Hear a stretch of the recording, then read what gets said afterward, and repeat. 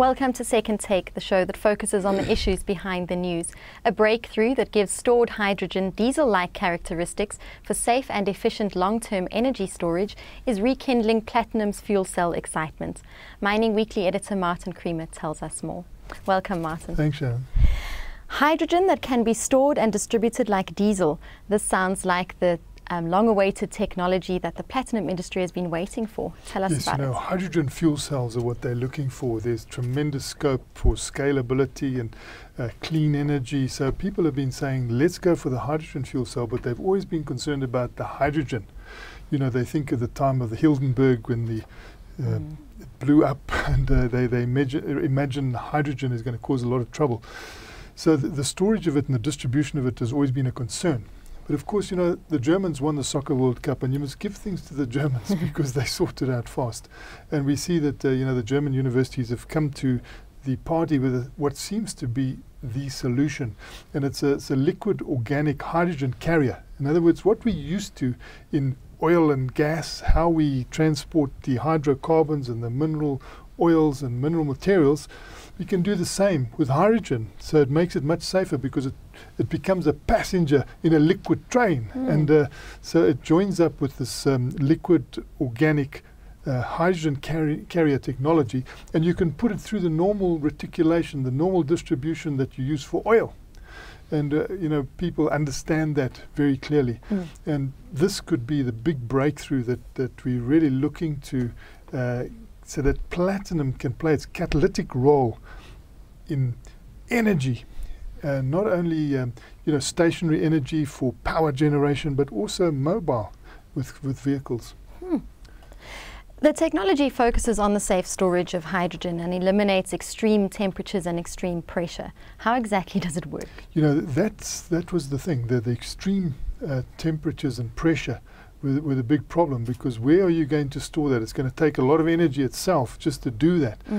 Coming along now with the sort of ambient idea where you use the normal temperatures, but you carry this hydrogen so that it's insulated away from problems, and it goes in this liquid as a flow along pipes and you know, into your car and into the various facilities that hold and store this sort of energy for power generation, for mobile movement, and everything else that they're planning with this is so crucial. And it seems like at last, you know, we've come to that point where we're close to opening the door on this magic that will be great for South Africa, because we've got the lion's share of world's platinum and platinum group metals, and a lot of the attention in the world at the moment is going to, you know, the storage of energy, because you've got this electricity supply chain, which is the biggest supply chain in the world, without a warehouse.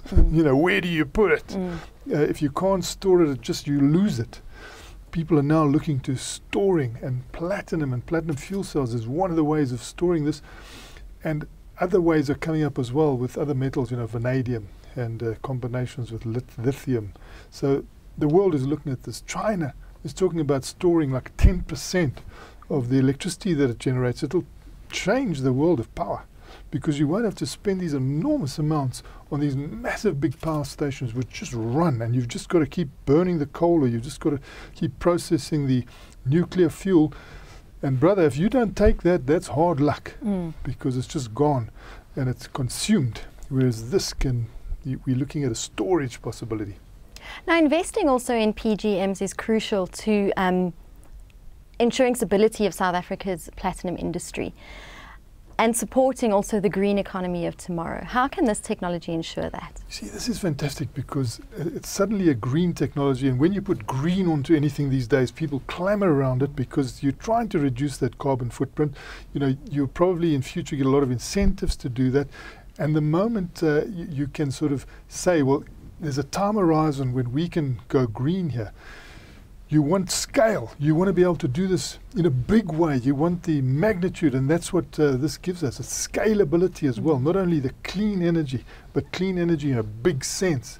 And what it's clean as clean can be, because, you know, the only byproduct or the waste is water, and everybody wants water. So this is really a fantastic energy source if we can get the basics right around it.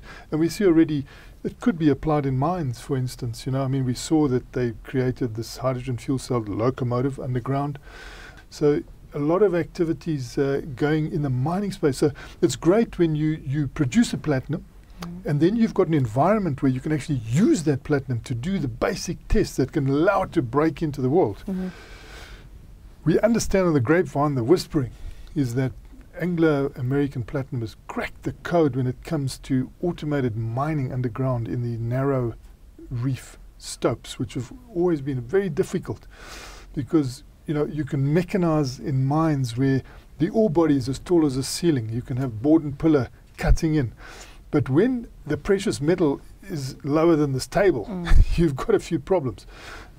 I understand now that they're looking at an extremely extra low type of vehicle that can actually drill in these very narrow stopes in the hard rock, as we call them. And these, you know, have been battery driven or sometimes diesel driven, but already the thinking is that they will progress this to electrical driven vehicles and then fuel cell driven vehicles. So in the platinum mines you'll have platinum energizing platinum mining, which will be a fantastic space to be in. And since the only byproduct is water, perhaps they could create something that then uses that byproduct also in that process. We've always got uses of water. People want and need water, and it's benign.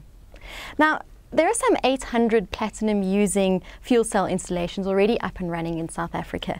Can you tell us more about the farming community in Kroonstad that has created South Africa's first mini-grid application? That's right. So those 800, you know, are around telecommunications. They're already powering, you know, those towers that we see. And you need that it's a schlep because you've got to get some sort of gas there, and methane gas is the thing. So you've got hydrogen on one side, you've got methane on the other, both presenting problems. Hoping that there's a solution with the hydrogen, maybe that can also be included in this, but in the meantime you've got chemical companies that are prepared to come to the party here with putting in the methane input, etc. And we see now out at Kroonstad this week, you know, quite an interesting development where a community could have its own mini power grid. So you've got this major electricity grid that we've got crisscrossing across South Africa, but it doesn't go everywhere. And there are certain communities that then don't have electricity. When you don't have electricity, you can't study at night, you can't do all sorts of things in the area. They come along in this Kroonstad off-grid, and they create a setup where you will end up with your own mini grid. So you'll have a community, you know, of hundreds of people having the benefit of a fuel cell, and of course it's the catalyst inside there is platinum. The platinum is what we want to find markets for. We find markets for platinum. You know, we in South Africa could become the Saudi Arabia. What Saudi Arabia is to oil, South Africa could be to platinum. It would make us a powerhouse if we can get this right. And I think Anglo-American Platinum and the other platinum companies are right to really go hammer and tongs on the marketing, because they have left it to you know, international companies to do this. Those international companies have done a good job, but it's become so urgent that they're doing it in-house. And you can see some of the activities as they intensify this move towards making use of the metal that they mine and trying to get a market expansion on it.